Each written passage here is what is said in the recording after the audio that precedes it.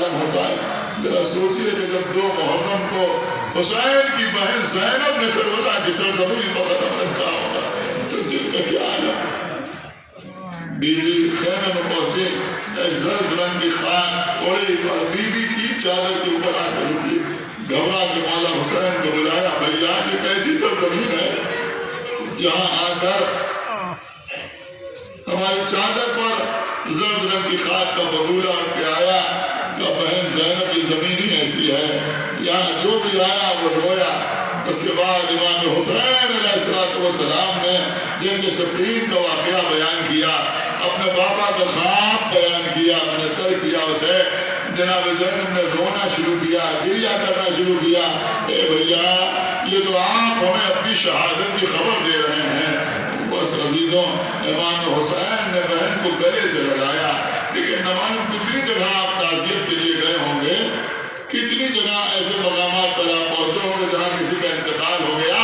ہر جگہ آپ نے یہی دیکھا ہوگا کہ اگر کوئی خود رو رہا ہے تو بزرگ اسے گلے سے لگا کے کہتا ہے نہ رو، اپنے آنسوؤں کو روکو، ذرا صبر سے کام لو، اپنے آپ کو سنبھالو. کبھی آپ نے دیکھا کہ کہیں کوئی رو رہا ہو اور کوئی روتے ہوئے شخص کو گلے سے لگا کے کہے رو لو اور رو لو اور رو لو. لیکن یہ تو صرف 2 محرم کو کربلا کی سرزمین پہ آیا. جب زینب رونے لگی، حسین نے سینے سے لگایا، کہا رو لو زینب رو لو. دوسرا جملہ بڑی قیامت کا خاص کیا کر بھائی، کہا رو لو زینب رو لو، جب تک حسین زندہ ہے رو لو. کیا اشارہ تھا، یہ بتانا مقصود تھا بہن زینب آج جتنا رونا ہے رو لو، لیکن میرے قتل کے بعد تمہیں رونے نہ دیا جائے گا. جزاکم اللہ خیر الجزا.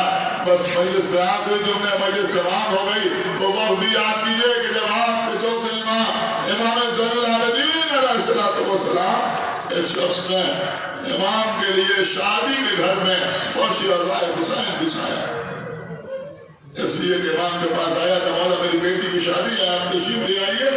تو امام نے فرمایا جب سے ہمارے بابا مارے گئے ہم کسی تقریب و مسرت میں شرکت نہیں کرتے. اللہ تمہاری بیٹی کو، تمہارے داماد کو صحت و سلامتی عطا کرے، خوش رکھے، آباد رکھے.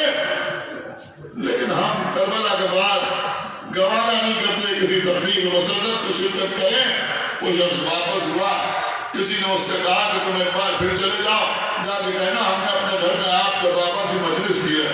دیکھو امام آتے ہیں یا نہیں آتے. عزیزوں کو پھر آیا. آنے کے بعد امام سے کہا مولا میرے گھر میں آپ کے بابا کی مجلس ہے. امام نے فرمایا ہم ضرور آئیں گے. وقت مقررہ پر امام تشریف لائے. مجلس شروع ہوئی. اب جب بارش غم موجود ہو تو ذاکر نے بھی دل لگا کے مسائل پڑھے.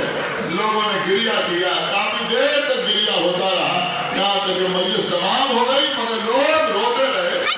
جب گریہ میں کچھ کمی آئی تو اس نے سوچا کہ امام کا شکریہ ادا کیا جائے.